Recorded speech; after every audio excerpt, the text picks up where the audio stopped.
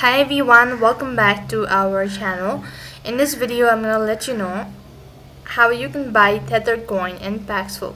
So in order to buy Tether coin in Paxful, you have to follow these simple steps. First of all, go ahead and log in into your Paxful account. When you're logged in, that's going to take you to the home page.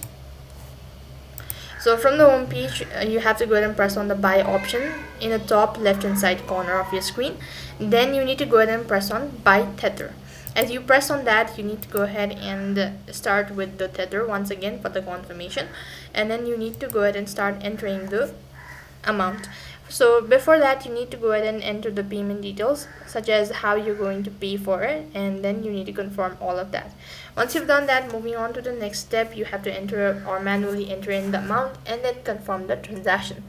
So that's basically how you can buy Tether coin on Paxful. That's all for this video. I hope the video was helpful. Make sure to like, share and subscribe to our channel.